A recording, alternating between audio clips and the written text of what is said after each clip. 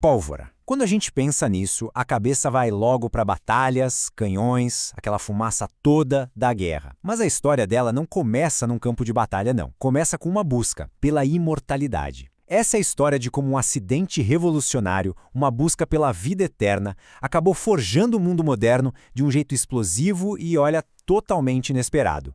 Ok, vamos entrar nessa história. A ironia aqui é simplesmente fascinante. Pensem só. Alquimistas lá na China Antiga, trabalhando quietinhos nos seus laboratórios, não para criar uma arma, mas para encontrar um elixir que desse a vida eterna. E aí, no meio do processo, eles acabam tropeçando numa mistura que fazia exatamente o oposto. Essa é a grande virada da história da pólvora. Uma consequência gigantesca, totalmente não intencional, que mudou o rumo da história da humanidade para sempre. Então, nossa jornada começa não com o estrondo de um canhão, mas no silêncio dos laboratórios dos alquimistas taoístas na China Antiga. Eles não estavam tentando criar uma arma, de jeito nenhum. Eles estavam tentando driblar a morte. E o nome que eles deram para essa substância nova já entrega tudo, Huoyao, que quer dizer literalmente remédio de fogo. Lá na dinastia Tang, enquanto buscavam esse tal elixir da imortalidade, os alquimistas misturaram enxofre, salitre e carvão e criaram algo absurdamente volátil. Um remédio, digamos, com um efeito colateral bem potente. E o mais interessante é que eles sacaram perigo rapidinho. Esse aviso, de um texto do século IX, não era um manual de armas, era um alerta de segurança para outros alquimistas. Era basicamente um recado: olha, cuidado com essa mistura da imortalidade aí, porque ela pode te matar e botar fogo na sua casa. Isso mostra bem a força bruta que eles tinham descoberto sem querer.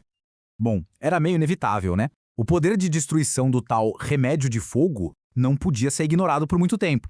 E é aí que começa a transição da pólvora, de uma curiosidade química perigosa para uma verdadeira arma de guerra. Começando, claro, de um jeito bem primitivo. E essa evolução não foi da noite para o dia. Foi uma progressão lenta que levou séculos lá na China. Começou de forma simples, com flechas de fogo, que eram mais para incendiar as coisas do que para explodir. Depois, evoluiu para as bombas e para a lança de fogo, que era tipo um lança-chamas bem rústico. Cada passo foi um avanço, até chegar no primeiro parente de verdade da arma de fogo moderna. O ponto-chave aqui é o impacto psicológico. Pela primeira vez, os exércitos estavam enfrentando explosões no campo de batalha. O barulho ensurdecedor e o clarão das primeiras bombas, como essas bombas trovão, eram tão aterrorizantes quanto o estrago que elas faziam. Isso mudou completamente a experiência sensorial da guerra. Então, qual foi o pulo do gato, que transformou a lança de fogo numa arma de fogo? A resposta está na física. A lança de fogo só soprava estilhaços para fora. Já o canhão de mão usava um projétil que tampava o cano. Isso fazia a pressão do gás se acumular toda atrás do projétil, lançando ele com uma força e uma velocidade muito, mas muito maiores. Essa foi a grande sacada. A pólvora podia muito bem ter ficado só por ali, como uma tecnologia regional. Mas um dos maiores impérios da história estava prestes a se tornar seu garoto propaganda global. E o jeito que isso aconteceu ia mudar o mapa do mundo. Os mongóis eram mestres em se adaptar.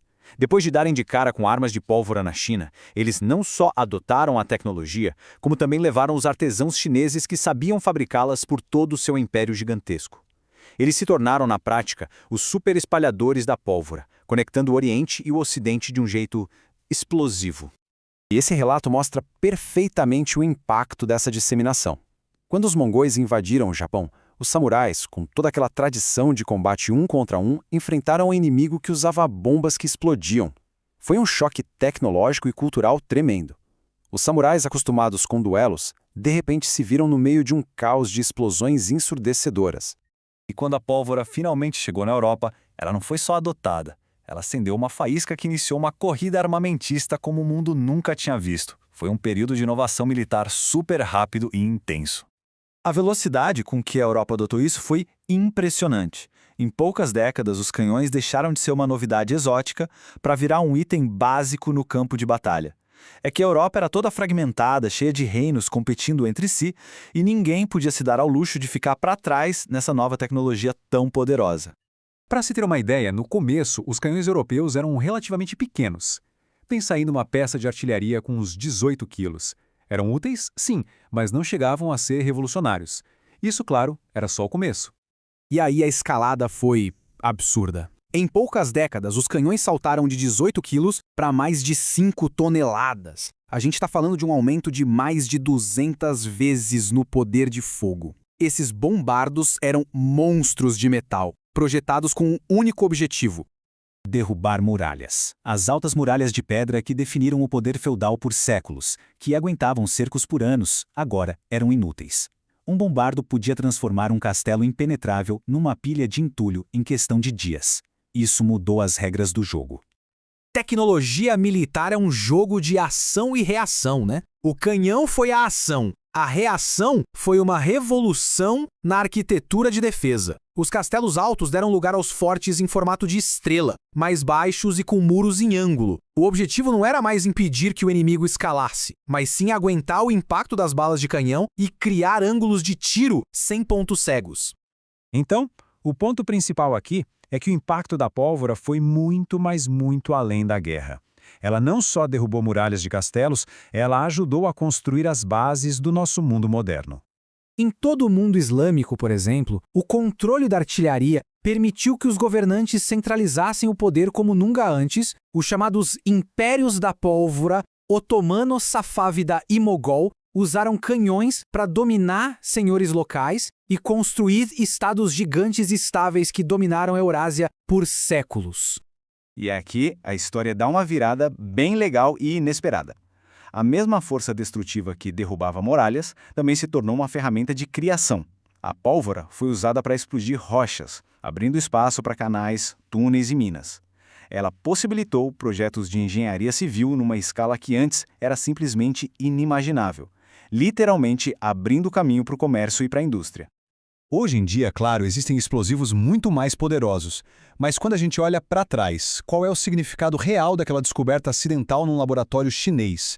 Qual é a verdadeira herança do remédio de fogo? O legado da pólvora é que ela é um dos maiores exemplos da história de como uma única inovação, ainda mais uma acidental, pode causar um efeito dominó gigantesco. Ela não só mudou o equilíbrio de poder no campo de batalha, ela derrubou as estruturas do mundo medieval, permitiu a ascensão de novos impérios centralizados e, literalmente, explodiu os obstáculos que bloqueavam o caminho para a era moderna.